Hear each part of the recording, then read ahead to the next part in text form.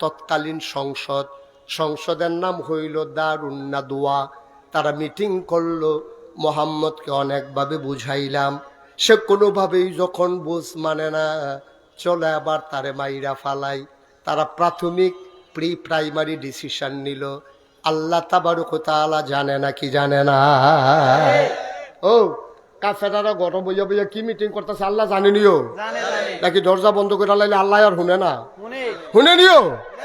নবীজির ব্যাপারে যখন কাফেরারাই মিটিং করছে, আল্লাহ নবীজিরে ডাক দিয়ে কইছে, মোহাম্মদ আপনি একটু রেডি থাকেন, নবী আমার কোন সময় কোমাল্লা ঢাকাইয়া পড়ে যায় কেমন লাগবো, আপনি একটু রেডি থাকেন। এই কথাটা নবীজি আবার নবীজির একেবারে ঘনিষ্ঠ সহচর হযরত আবু বকর কইয়া রাখছে, আবু বকর এই আল্লাহ দি কয় কবে বিলে যায় কেমন লাগবো, তো আমি একলা একলা কেমনে যাই, তুমিও রেডি। সুবহানাল্লাহ কয় না? দো না ওই তো না মাহফিল ওই তো না, কি আর হুদু দিয়ে ওই তো না, ওই রাদওয়ান ভাই কথা কয়ে যাইব, দোয়া করে দেবে রে বাবা। তোরা বেটা একটা আওয়াজ নাই, সুবহানাল্লাহ কয় না? দো জোরে কয় না? তো সুবহানাল্লাহ। সবাই বলো মারহাবা। একটু আওয়াজ করো, আওয়াজ করো একটু।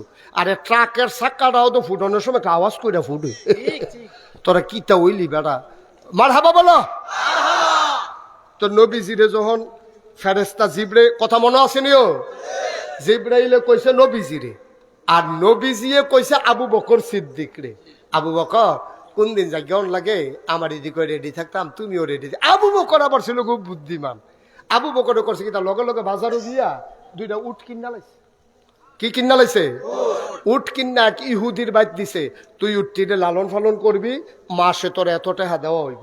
উট সুন্দর করে হাতে মোটা তাজা করছে, দৌড় টোর শিহাইতে আছে।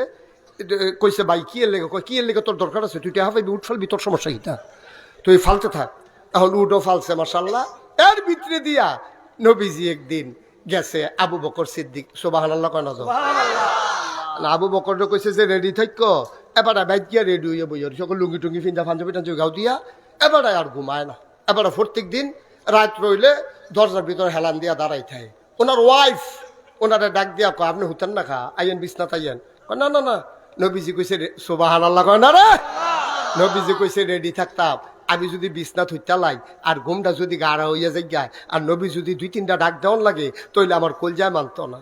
আবু বকরের বিবি ডাক দিয়া কয়, আপনি তো অসুস্থ হয়ে যাবেন, আপনি দরজায় দাঁড়াইয়া মানুষ আবার ঘুমায় কেমনে? আপনি তো অসুস্থ হয়ে যাবেন, আসেন বিছানায় আসেন। আবু বকর সিদ্দিক ডাক দেয়া কয়, বিবি গো, আমি আবু বকর অসুস্থ হইলে সমস্যা নাই, কিন্তু আমার নবী একটা ডাকের বেশি দুইটা ডাক দিলে আমার সমস্যা আছে। আমি আবু বকর সিদ্দিক, আমি যদি না ঘুমাই, আমি যদি অসুস্থ হয়ে যাই কোনো সমস্যা নাই, কিন্তু আমার নবী দুই ডাক দিলে আমার কলিজায় মানবে না। মাঝরাত পার হয়ে গেল, নবী ঠিক ঠিক দরজায় এসে দাঁড়ালেন, টক টক করে নাড়া দিয়া আস্তে করে ডাক দিলেন আবু বকর। আবু বকর লাভ দিয়া দরজা খুলে দিয়া কয়, লাব্বাইকি ইয়া রাসূলুল্লাহ। আবু বকর তুই কি ঘুমাস না? এত আস্তে করে ডাক দিলাম, একটা মাত্র ডাক দিলাম, সজাগ হইলি কেমনে? আবু বকর ডাক দেয়া কয়, নবী গো, যেই দিন বলেছেন রেডি থাইকো, ওই দিনের পর থেকে আমি আবু বকরের পিঠ আর বিছানায় লাগে না।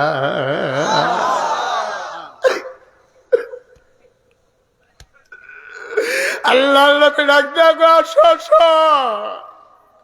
আবু বকরকে ইয়া রাসূলুল্লাহ হে বাইতে আই গিয়া কই বাইতে কি, আপনি যেই দিন বলেছেন রেডি থাইকো, আমি দুইটা উট কিনা পালতে নিছিলাম, কারণ আপনি দুর্বল হয়ে যাবেন, এত লম্বা রাস্তা হাঁটতে পারবেন না, ওটগুলা নিয়ে আসি। নবীজি কয় নাও নিয়ে আসো। এবার মক্কা থেকে মদিনা যেই দিকে, নবী ওই দিকে না গিয়া হাঁটা দিলেন উল্টা দিকে। আবু বকরকে ইয়া রাসূলুল্লাহ মদিনা তো ওই দিকে, আমি চিনি মদিনা কোন দিকে, ওই দিকে কাফেরেরা আমারে তালাশ করবে, এখন যাওয়া যাবে না, উল্টা দিকে গিয়ে আমরা কয়দিন লুকাই থাকবো। সুবহানাল্লাহ কয় না? কত বড় বুদ্ধিজীবী, কত বড় সমরবিদ, কত বড় তিনি যুদ্ধের ব্যাপারে কত জ্ঞান রাখেন, কত বড় কূটনৈতিক। আল্লাহর নবী মক্কার রাস্তায় গেলেন না, গেলেন মদিনার রাস্তায় গেলেন না, গেলেন উল্টা দিকে। যাওয়ার সময় অনেকক্ষণ হাঁটার পরে দেখে পূর্ব আকাশ ফর্সা হয়ে গেছে, সূর্য উঠতেছে প্রায় ফকফকা হয়ে যাবে। আল্লাহ নবীর আবু বকর ডাক দেয়া কই, ইয়া রাসূলুল্লাহ, আমরা তো এখন দিনের আলোতে ধরা পড়ে যাব, এখন কি করব? আল্লাহ নবী কয়, চিন্তার দরকার নাই, তোমার এত টেনশন দরকার নাই, আল্লাহ আছে। আমি চিন্তা করে রেখেছি কি করব। চলো চলো পাহাড়ের কিনারে যাই। তিনি পাহাড়ের কিনারে গেলেন, গিয়া দেখে পাহাড়ের ভিতরে একটা গুহা। আল্লাহ নবী কই যে গুহা দেখা যায়, চলো গুহার ভিতরে লুকাই যাই, তাইলে ওরা আমাদেরকে খুঁজে পাবে না। আবার আবু বকর সিদ্দিককে নিয়ে নবী যখন গুহায় ঢুকতে গেলেন, এবার নবীজির সামনে আবু বকর দাঁড়াই গেলেন হাত ছড়াইয়া। ও ইয়া রাসূলুল্লাহ, আপনি গুহায় ঢুকবেন না? সুবহানাল্লাহ বলবেন না? আপনি গুহায় ঢুকবেন না? কয় কেন গুহায় ঢুকবো না? কয়টা পাহাড়ি গুহা, বিষাক্ত সাপ থাকতে পারে, বিচ্ছু থাকতে পারে, আপনি ঢুকলে আপনারে সাপ কামড় দিতে পারে, আপনি একটু বাইরে দাঁড়ান, আমি একটু গুহার ভিতরটা দেখে আসি। আল্লাহ নবী চোখের পানি ছেড়ে দিলেন, বুকের সাথে জড়াইয়া ধরলেন, ডাক দেয়া কয়, আবু বকর রে, ও আবু বকর, আমি গুহায় গেলে সাপ আমারে কামড়াবে, তোরে কামড়াবে না। তোরে যদি সাপ পায় তোরে কি ছেড়ে দেবে? কামড়াবে না তোরে। আবু বকর কান্দার কই, নবী গো, ও নবী, আমি আবু বকর যদি কামড়ায় আপনি টেনশন করেন না, আমার মতো 100 আবু বকর যদি মরে যায় ইসলামের কোনো ক্ষতি হবে না, আমার নবী যদি কিচ্ছু হয়ে যায় ইসলাম থাকবে না।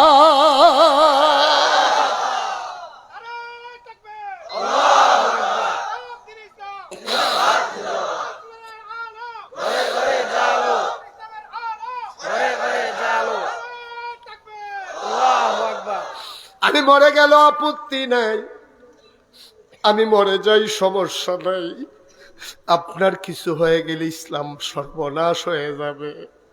আবু বকর ঠিক ঠিক ঢুকলেন, ঘুরে ঘুরে দেখে আসলেন, বাইরে বললেন, মোস্ট ওয়েলকাম, আহলান সাহলান মারহাবা, মোস্ট ওয়েলকাম, আসুন গুহার ভিতরে আসুন, কোনো সমস্যা নাই। আল্লাহ নবী ঢুকলেন।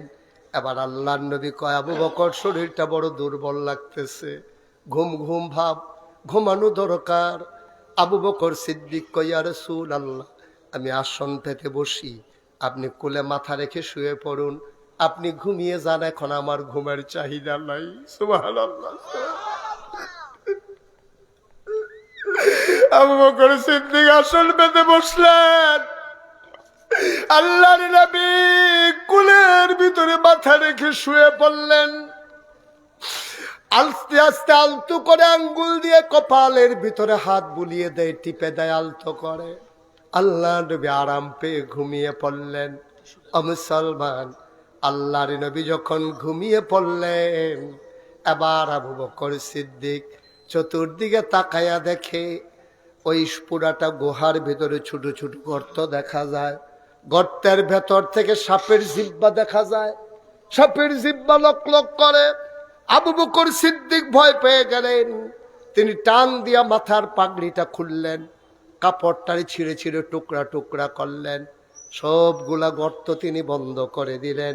একটা মাত্র গর্ত বাকি রয়ে গেল, কাপড়ের টুকরা শেষ হয়ে গেল। সুবহানাল্লাহ বলবেন না? পাগড়ি দিয়া সবগুলা গর্ত বন্ধ করছে, কিন্তু গর্ত একটা বাকি, কাপড় আর নাই। না কথা কয় না, কাপড় আর নাই। এখন কি করবেন?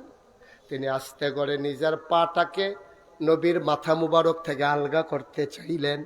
খুব ধীরে সুস্থে তিনি আলাদা করে আবার পাটাকে, ওই যে গর্তটা ছিল একটা বাকি, ওই গর্তের মুখে পা দিয়া চাপা দিয়া রাখছে, যেন কোনো সাপ আসতে না পারে।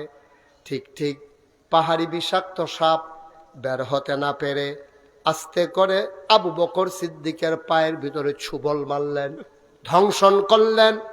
আবার আবু বকর সিদ্দিক বিষে নীল হয়ে গেল তার শরীর, বিষে তার শরীরটা নীল হয়ে গেল। আবু বকর সিদ্দিক ঠোঁটের ভিতরে কামড় দিয়ে রেখেছেন, আওয়াজ বের হলে নবীর ঘুম ভেঙে যাবে। বিষের জ্বালায় তিনি ছটফট করতেছেন, জিহ্বায় কামড় দিয়ে রেখেছেন, আওয়াজ যেন বের না হয়, কামড় দিয়ে ধরে রেখেছেন ঠোঁট। আওয়াজ যেন বের হতে না পারে। তিনি আওয়াজ সামলাইলেন, চোখের পানি আর ধরে রাখতে পারলেন না। বিষের যন্ত্রণায় 2 ফোঁটা গরম চোখের পানি, আবু বকর সিদ্দিকের 2 ফোঁটা চোখের পানি নবীজির গাল মোবারকে পড়ে গেল। নবী চমকে উঠলেন, তিনি থমকে দাঁড়ালেন, তিনি আশ্চর্যান্বিত হয়ে গেলেন। নবী আমার আস্তে করে চোখ খুলে দেখে আবু বকর কাঁদতেছেন, শরীরটা তার নীল হয়ে গেছে। আল্লাহর নবী উঠে বসলেন, কই যারা বড় নবীর মায়া, ওয়ামা আরসালনাকা ইল্লা রাহমাতাল লিল আলামিন। নবী হলেন সবার জন্য রহমত। আল্লাহ কয় ফাবিমা রাহমাতিন মিনাল্লাহ ফাবিমা রাহমাতিন মিনাল্লাহি লিনতা লাহুম ওয়ালাউ কুনতা ফাজ্জান গালিজাল কলব লানফাদ্দু মিন হাওলিক ফাআফু আনহুম ওয়াস্তাগফির লাহুম ওয়াশাবিরহুম ফিল আমর فإذا عزمت فتوكل على الله إن الله ইউহিব্বুল মুতাওয়াক্কিলিন। নবীর মনটা শুধু মায়ার মায়া। নবী তাকায়া দেখে আবু বকরের গাল বেয়ে বেয়ে পানি পড়ে, ঠোঁটটারে কামড় দিয়ে ধরে রাখছে, শরীরটা নীল। আল্লাহর নবী ডাক দেখো, আবু বকর, ও আবু বকর, তোদের মায়া লাগতেছে নাকি? ও আবু বকর, বাড়ির কথা মনে পড়ছে নাকি? ও আবু বকর, তুমি কেন কান্দো? নিশ্চয়ই বিবির কথা মনে পড়েছে, নিশ্চয়ই বাচ্চাদের কথা মনে পড়েছে। আবু বকর চিৎকার করে কই, ইয়া রাসূলুল্লাহ, একটা কথা বললেন, যেই নবীর চেহারার দিকে তাকাইলে বাচ্চারা খিদা ভুলে যায়, কান্না থেমে যায়, ওই নবী আমার কুলে, আর আমি বাড়ির কথা মনে করে কানবো, এটা আপনি একটা কথা বললেন। ইয়া রাসূলুল্লাহ, ইয়া হাবিবাল্লাহ, খোদার কসম, বাড়ির কথা মনে করে আমি কান্দি না। কয় কান্দো কেন? আবু বকর কয়, মনে করেছিলাম বলবো না, না বলে তো পারলাম না, সাপ আমার পায়ে কামড় দিয়ে দিয়েছে। দেখি দেখি কই কামড়াইছে।